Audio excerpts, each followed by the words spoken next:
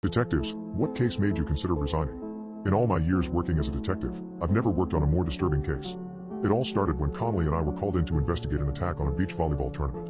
On the city's largest beach, there was a national tournament with over 300 teams playing on 50 courts over the course of the weekend. The ages were from 12 to 65 and were both men and women. During morning warm-ups before the first game on the first day, one scream turned into 2 screams turned into 100 screams. Over 1/3 of the players needed immediate medical attention. Their feet, ankles, knees, thighs, hips, stomachs, and in some cases up to their shoulders and face, were covered in deep, gushing cuts. Someone had gone to the beach the night before the tournament and brought hundreds of small, flat pieces of wood with razor blades sticking up from the centers in an upside-down capital T shape. The wood was dug into the sand, with the blade's sharp ends pointed upward, and hidden just under the surface so no one could see them. It must have taken hours to set up. There were no deaths, but the damage that was caused resulted in hundreds of injuries and several dozen athletic, young adults with sliced Achilles tendons and a dwindling future in sports. As with every investigation, we started off at the crime scene and worked our way outwards in tight, concentric circles. While the CSIs were combing the beach, Connolly and I were interviewing the people who ran the tournament, looking for any enemies or people who might want to target them in this tournament in particular. But those led nowhere. Sadly, the CSIs fared no better. The entire crime scene was awash. There were so many footprints and shoe and sandal prints in the sand it was impossible to search for tracks.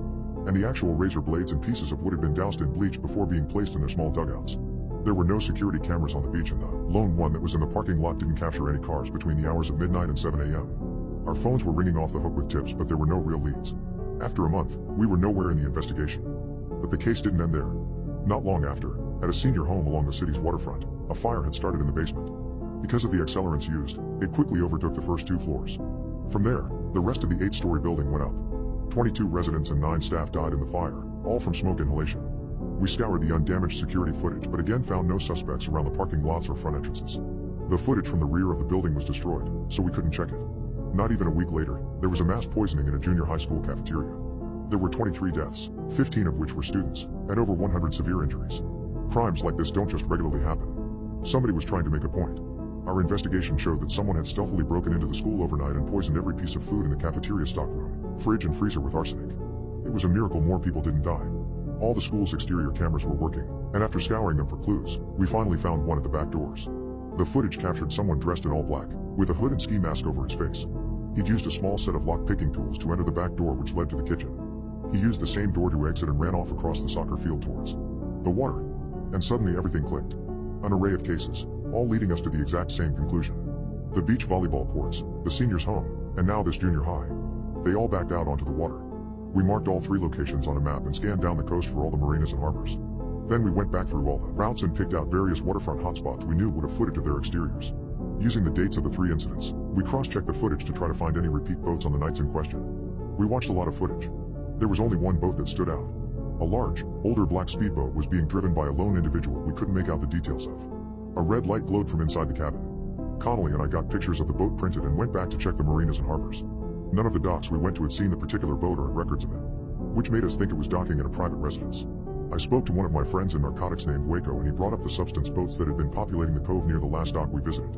It turned out that the many substance users in our city had been moving away from alleyways and SROs and onto small dinghies and substance boats, turning them into floating pill houses. The boats were harder for cops to break up or investigate, and you could float in the cove or out in the nearby channel for up to 6 months before having to vacate. Of course, the 6-month rule was never enforced, so the cove kept getting busier with more and more substance boats. Waco offered to help. He went in one night and made his way around the 30 or so boats, which were loosely tied together. Waco found our black boat. He learned the owner was a guy people called Red. He was a dealer and let people use and pass out aboard his boat afterwards. The next night, Waco went back, and we followed from a distance with the Coast Guard. We had Waco wired so we could hear everything on board. His plan was to get on with a few others to buy and use some substance, then pass out. He would fake the shooting up part, and pretend to fall asleep. Connolly and I listened in, hearing the details of the casual conversations going on with the other users as they bought, and started prep. Soon enough, all the voices went quiet, including Waco's. A rough, agitated voice called out, asking if anyone was awake. There was no response. The voice, belonging to Red, laughed and said good.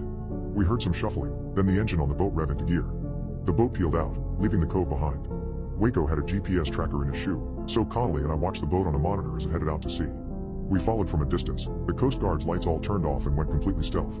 Connolly and I continued listening in. After several minutes, the engine died down. There were sounds of chains rustling, then clanking together. Waco's voice came over the mic in a hushed and frantic whisper. He's chaining us together. There's an anvil on one end. Our captain flipped the lights and sirens on and the boat gunned it towards the blip on our radar. Over the mic, we heard Red notice the sirens. He started to panic and, from what Waco told us, was about to toss the anvil over the side. But Waco was now up and ready to fight. He pulled the same chain that was attached to the anvil, hitting Red from behind and knocking him to his knees. A fight on the boat ensued, and Waco put him in a chokehold. The boat arrived just as Waco managed to subdue Red. When we jumped on the boat, we found them panting heavily, grappling on the deck, the anvil perilously close to the edge. As we handcuffed Red and helped Waco up, I couldn't help but stare at the monster we had caught. This was the man who had caused such monstrous atrocities. But there was something unnerving about him. His face was oddly familiar. And then it hit me. Red was one of our own. A forensic specialist from our department. His real name was Robert. The same man who'd combed the beach. The same man who'd analyzed the burned down senior home. The same man who'd gone over the school's security footage. He was the insider, helping us solve the crimes he himself committed, leading us on a wild goose chase while staying safely under the radar. I was answered by silence, as he continued to look out into the horizon while Connolly put the handcuffs on. But as we started to take him into custody, a maniacal grin stretched across his face. Suddenly, Red lunged forward, knocking Waco into Connolly and me, sending us sprawling.